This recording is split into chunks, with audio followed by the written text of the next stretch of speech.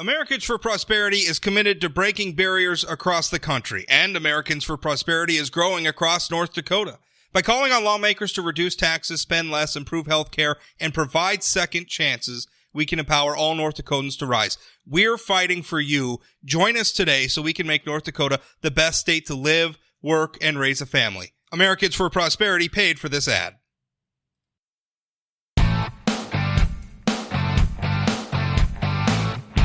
Joining me now is State Representative Scott Meyer. He is a Republican. He represents District 18, which is a Grand Forks area district in the North Dakota legislature. Scott, how you doing?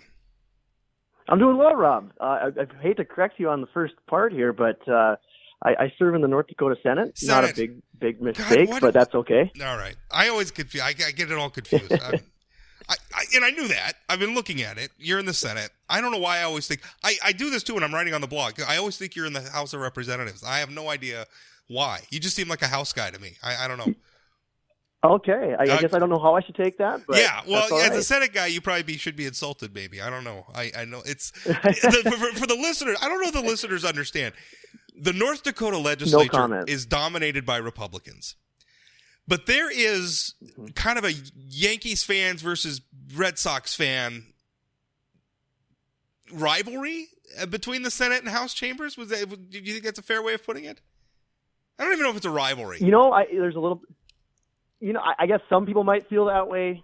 Maybe that first session for us, I thought maybe there was a little bit more of a battle towards the end, where the House and the Senate kind of dug in on the PERS bills at the end. But maybe there was a little bit of a change in leadership. There was a change of leadership, but I don't feel it maybe as strong as the first session as I did last year. So, I'm sure there's others that probably have some relationships that are a little more tense, but I feel like I get along. I've built relationships on both sides of the hallway, and I guess I'm pretty indifferent to that.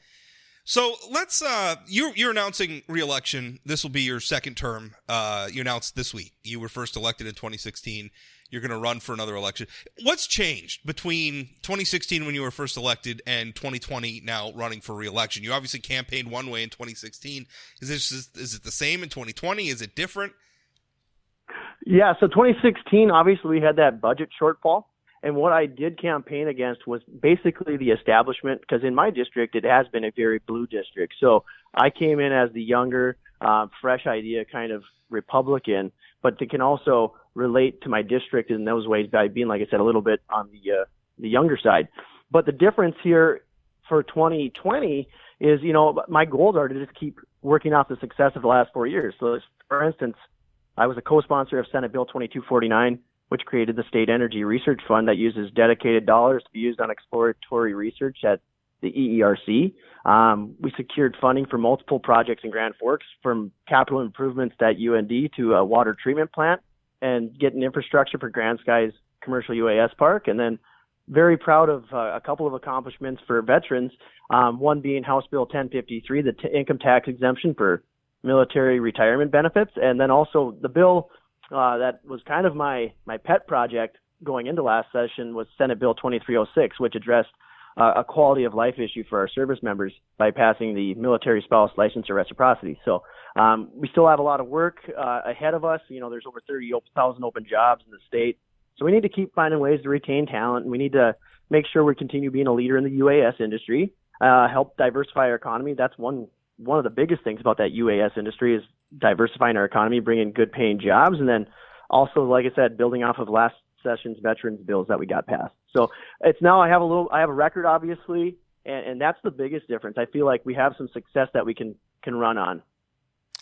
Do you feel I want to focus it because one of my favorite pieces of legislation that you championed was the occupational licensing reciprocity for military spouses. And I was actually talking with a state lawmaker out of Ohio, and they're pushing legislation for occupational licensing for reciprocity for just about everybody, which means basically, they're going to make deals with the states, but and I'm sure that they'll examine each state's licensing requirements, but just say basically if being licensed as an electrician in North Dakota, if that's good enough for North Dakota, maybe it's good enough for Ohio, and you don't have to redo it if you move to Ohio.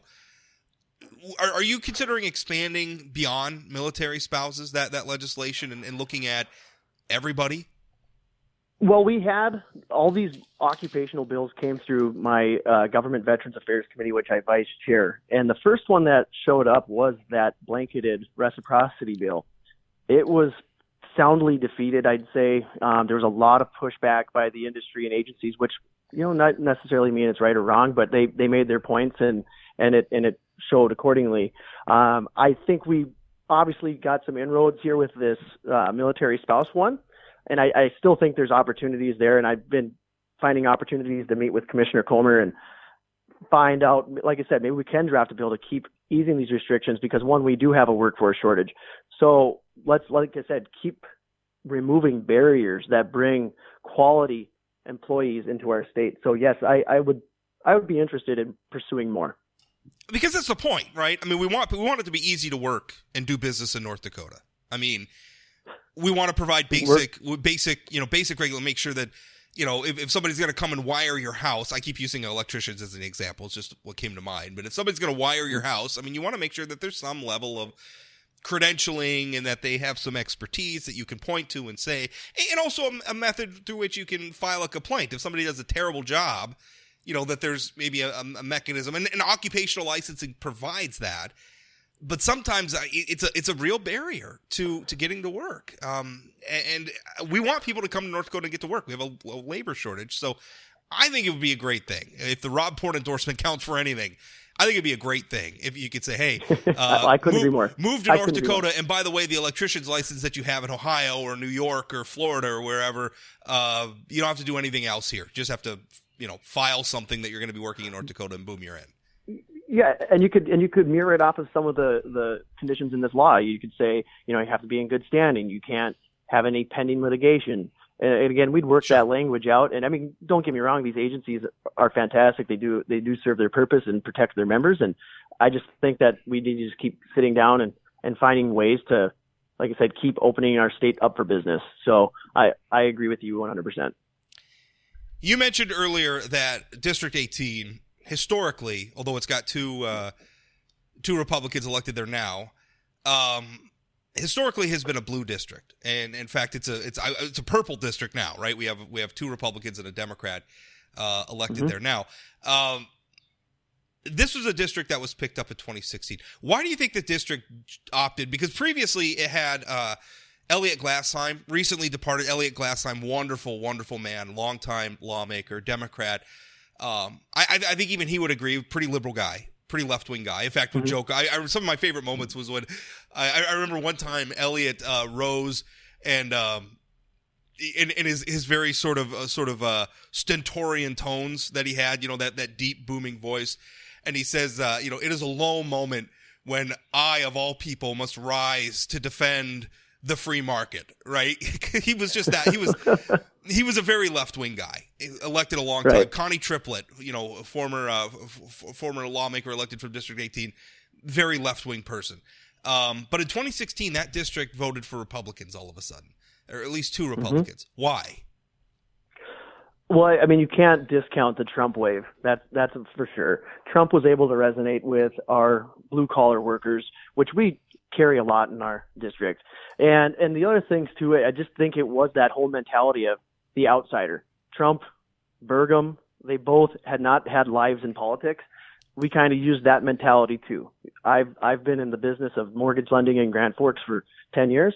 Hadn't had any really aspirations for politics up until 2016, and that's really how we ran it. We're the outsiders, but we also came with I'm 30 at that time. I was 33. I felt like I could connect with my younger constituents as well, and just hustle and work hard to get it done. So I think that's truly the what happened back in 2016. Yeah, it's because there was the Trump wave nationally. I would argue there was a Burgum wave locally. I mean, you can't ignore a guy who got north of 70% of the vote in the general election in 2016. So there was a Burgum wave as well. You're not outsider. I mean, talking about your race specifically, you're not outsiders anymore. You're insiders. You've been in the legislature for 4 years. How do you get reelected? Again, I think obviously I have a record, and that'll be one thing I'm going to prop up quite a bit in these next 280 days. But the other part is now that I'm in the legislature, I think the strengths that have shown for me are my relationship building, whether it's across the hallway to the House or working across to the Democrats, negotiating skills. Just being in this industry of lending, many times you do have to negotiate to keep a deal with going to another bank or whatever it takes to get the deal closed. And then persistence. Again, having this, for instance, that 2306, we saw two bills that are very similar to it get killed right in front of it. So it took that persistence to make sure we're not going to give up. We're going to work this thing through, and it came out. So I think those are some of the strengths, and again, the record that will really help me in 2020. Do you? Obviously, we're a nation divided right now. I mean, I think you would agree. I mean, it seems like conventional wisdom. Everybody's saying, and I'm assuming you agree. Republicans versus Democrats, very polarized times. Agree? Correct. You got elected in a district historically very blue. How do you? That means that you probably talked to and convinced a lot of people who voted for Democrats in the past to vote for you. How'd you do it? I mean, what's your approach to talking to people who, historically did not like Republicans or maybe didn't agree with Republicans and here find themselves voting for a Republican? How do you reach out to those people? Well, first of all, I'm a fiscal conservative. I still keep that stance, but maybe I'm a little more socially moderate on some issues. It's one way of just connecting to your constituents. I had a lot of great conversations out pounding the pavement, and the biggest part is just being a good listener. But really, I think it just came down to that. I guess try to think a little more on that one here. I think I like the part of you're a little bit more on social issues, maybe a little bit more moderate. I like to tell my Democratic friends that I'm more liberal than they are on most social issues, and that doesn't make them like me anymore. So I don't know, Scott. Maybe you're just a more likable guy than me. Well, I'd like to think that, right? So I mean, yeah, I think it came in with a different perspective, and it's really maybe was the whole just not the political spin that you're used to seeing and used to hearing, and I really feel that way. I feel like I can come off genuine and just genuinely have concern for what your beliefs are. So I think that might be the reason. If you get reelected, what are your goals? I mean, I know you've accomplished a lot. I know before we started recording, you were talking about some of the fiscal issues. In 2016, when you were elected, I mean, our state was facing massive budget shortfalls. The financial situation in our state, I would say, has stabilized. I think that's a fair thing to say. And we did it without raising taxes in any sort of significant way. So I don't want to say mission accomplished, but I mean, we're not facing the same sort of problems in 2020 that we were facing in 2016. So if you get reelected for another 4 years in the state Senate, what are your goals? Well, like you'd said, there's always room for improvement. So some of my goals were, one, just to continue being a leader in the UAS industry, meeting with James Lyman, Michelle Comer, others around Grand Sky to make sure we are doing what we can to promote that. Because, again, that's another great way to diversify our economy, bring new jobs that are good-paying jobs back into the state. And the other part, too, is, I want to keep moving on with the success we found with our veterans bills. So maybe we could start looking more into education credits for the military training they've already received, and also making sure that our veterans are receiving affordable behavioral health access. That's a huge issue, and so that's right now would be two of my main points going forward. Obviously, some of these will shuffle over the next, like I said, 9 months, but right out of the gates, those are the big ones for me at the moment.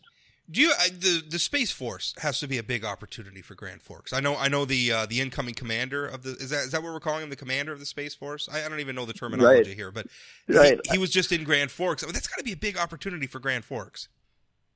Yeah, it really is, because what they're doing is they're connected with the Cavalier Air Station. So and that's part. You have the Air Force Base 15 miles away. So I mean, these are tremendous things, and like you said with that 2306. That was one of those ways to keep us off the base closure list.